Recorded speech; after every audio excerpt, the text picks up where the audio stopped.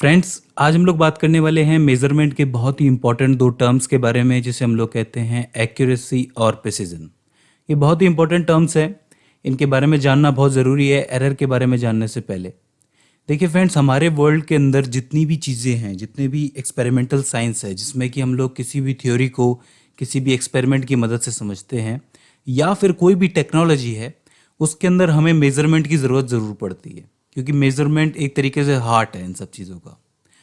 यानी कि हर एक एक्सपेरिमेंटल साइंस के अंदर और टेक्नोलॉजी के अंदर हर चीज़ की एक फिक्स एक कांस्टेंट क्वांटिटी होती है जिसको हम लोग ट्रू वैल्यू के नाम से भी जानते हैं। कहने का मतलब ये हुआ कि अगर मान लीजिए कि आप बाज़ार से कुछ भी खरीदते हैं तो उसके ऊपर उसकी क्वांटिटी ज़रूर लिखी हुई होती है कि ये इतना बड़ा हो सकता है साइज़ के अंदर, ये इतना लंबा होगा या फिर इसमें इतना वज़न होगा। ठीक है, तो ये जो चीज़ है ये ट्रू वैल्यू होती है।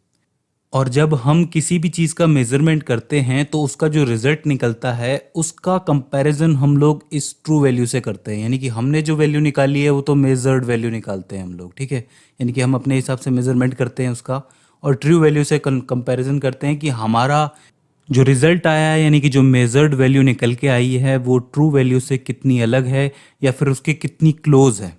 ठीक है, इससे पता चलता है कि हमारा मेज़रमेंट कितना सही था।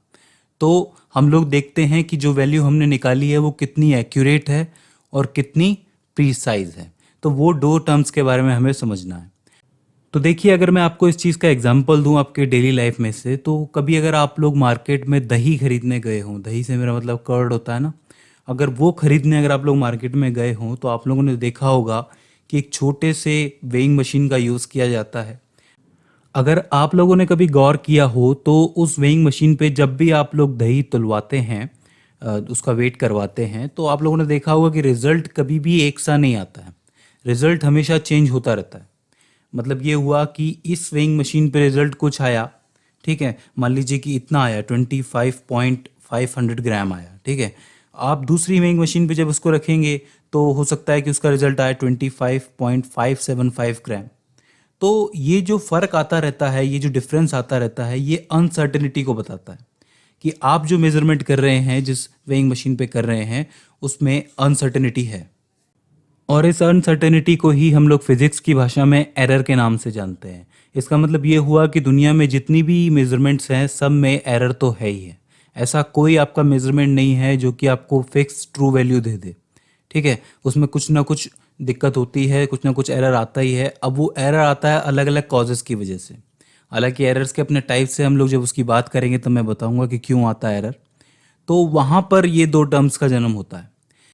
चलिए इसका एक एग्जांपल लेने की कोशिश करते हैं। मान लीजिए कि आपके पास थोड़ा सा दही है और इसका जो फिक्स वैल्यू है, इसका जो ट्रू वैल्यू है वो है 25.520 ग्राम, ठीक है। इतना ये है, इसका ट्रू वैल्यू इतना हमें मिला है और ने अच्छी तरीके से तोल के अच्छी तरीके से इसका मेज़रमेंट करके इसके ऊपर लिख के भेजा है कि हाँ ये इतना है।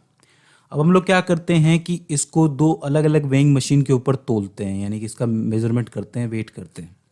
हम लोगों ने पहली वेइंग मशीन के ऊपर जब इसे रखा तो इसका जो वज़न आया निकल के वो 25.500 ग्राम निकल के आया। वहीं दूसरे के ऊपर जब हम लोग ने रखा तो इसका जो वेट है वो निकल के आया 25.575 ग्राम निकल के आया, ठीक है। तो अब इन 2 वैल्यूज़ को गौर से देखिए। देखिए, एक तो ट्रू वैल्यू हमारे पास है और ये 2 वैल्यूज़ निकल के आई है। और अब हम क्या करते हैं कि बारी बारी से अगर कंपैरिजन करें दोनों का तो हमें पता चलेगा इन दोनों टर्म्स के बारे में। अगर आप गौर से देख पाएंगे तो ट्रू वैल्यू के ज़्यादा क्लोज वैल्यू कौन सी है? ये वाली है 25.500 ग्राम।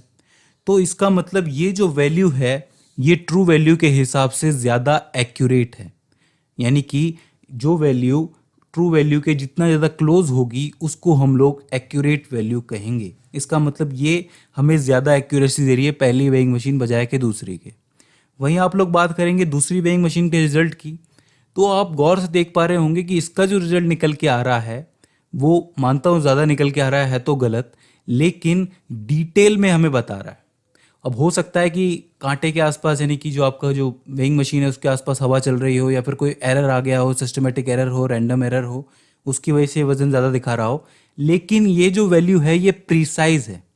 मतलब जितना ज़्यादा डिटेल में मेजरमेंट का वैल्यू आपको मिल रहा है, इसका मतलब समझ लीजिए कि उतना ही ज़्यादा जो आपका वैल्यू है वो प्रीसाइज है। तो इसका मतलब अगर आप लोगों को कोई पूछे कि इन दोनों वैल्यूज़ में से ज़्यादा एक्यूरेट वैल्यू कौन सी है, तो ये वाली होगी। इसका एक एग्जांपल और अगर मैं आपको दूं, तो मान लीजिए कि एक ऑब्जेक्ट है जिसकी जो ट्रू वैल्यू है वो हमें दे रखी है 3.678 सेंटीमीटर। अब आप क्या करते हैं कि उस ऑब्जेक्ट को एक स्केल से नापते हैं जिसका जो रेजोल्यूशन है, रेजोल्यूशन से मेरा मतलब है कि जो इतना रेजोल्यूशन कर सकता है, उसका इतने एक लिमिट तक नाप सकता है इसको, तो उसका रेजोल्यूशन जो है वो 0.1 सेंटीमीटर का है। ठीक है, तो आपने क्या किया कि उस स्केल से उस ऑब्जेक्ट को नापा, तो आपका जो रिजल्ट निकल के आया वो 3.5 सेंटीमीटर का निकल के आया। इसी तरीके से एक और आपके पास स्केल है, एक और मेजरिंग डिवाइस है आपके पास जिसका रेजोल्यूशन ज़्यादा बड़ा है, 0.01 सेंटीमीटर जितना है। मतलब इसे और एक पॉइंट के आगे और एक डिजिट तक आप नाप सकते हैं। तो आप क्या करेंगे, जब इस दूसरी स्केल से या फिर इस दूसरे मेजरिंग डिवाइस से उस ऑब्जेक्ट को नापेंगे, तो मान लीजिए कि उसका रिजल्ट आपके सामने निकल के आया 3.38 सेंटीमीटर। तो ये दो वैल्यूज़ आपके सामने निकल के आई हैं। तो अब आपसे कोई पूछे कि इसमें से कौन सी वैल्यू एक्यूरेट है और कौन सी वैल्यू प्रिसाइज है, तो आप लोग आसानी से बता सकते हैं। इसके अंदर जो एक्यूरेट वैल्यू होगी वो 3.5 सेंटीमीटर ही होगी, क्योंकि ये इस रियल वैल्यू, इस ट्रू वैल्यू के ज़्यादा करीब है। वहीं ये जो दूसरी वैल्यू निकल के आई है, ये ज़्यादा प्रिसाइज है क्योंकि ये हमें डिटेल बता रही है। ठीक है, क्योंकि इसका लिस्ट काउंट छोटा है। मैंने लिस्ट काउंट के बारे में पहले भी बताया था कि जिस स्केल से आप मिनिमम मेजरमेंट जो भी कर सकते हो उसे आप लीस्ट काउंट कहते हो।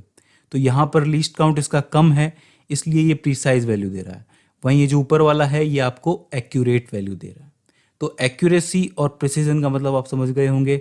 एक्यूरेसी का मतलब हो गया कि how close to the true value, and जो आपका प्रिसीजन है इसका मतलब हो गया कि how detailed measurement you are doing. ठीक है, इन दोनों ही चीज़ों का बड़ा महत्व है। अब सवाल ये है कि ये दोनों चीज़ें किस पे डिपेंड करती है। ये डिपेंड करती है एरर के ऊपर, कि आप जिस मेजरिंग डिवाइस से इसको नाप रहे हैं उसके अंदर एरर कितनी है।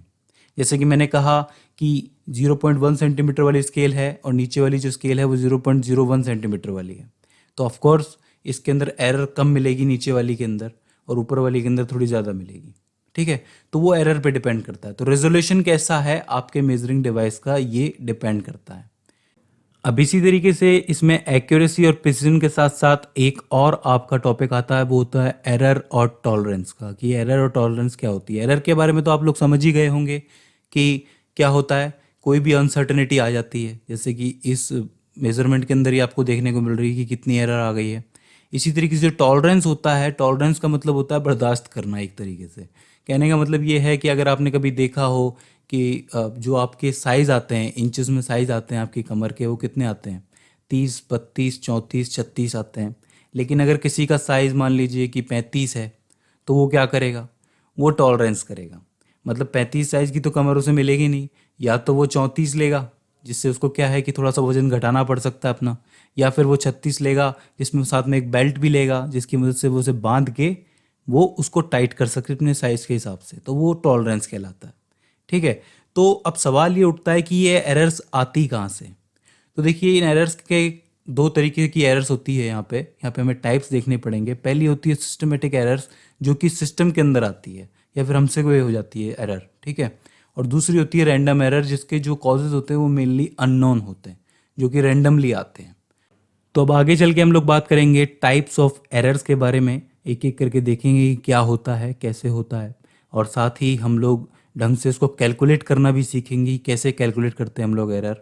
ठीक है, आई होप यहाँ पे आपको एक्यूरेसी समझ में आई होगी, प्रिसीजन समझ में आया होगा, साथ साथ आपको टॉलरेंस समझ में आया होगा, और एरर क्या होती है वो समझ में आया होगा। सो फ्रेंड्स, आई होप आपके लिए वीडियो हेल्पफुल साबित रही हो। इसके अलावा भी इसमें आपको कोई दिक्कत आती है, कोई क्वेरी आती है, या फिर हमसे कोई गलती हो जाती है, तो प्लीज़ आप हमें कमेंट सेक्शन के जरिए बताइए। सो फ्रेंड्स, आज की इस वीडियो में बस इतना ही। सी यू इन द नेक्स्ट।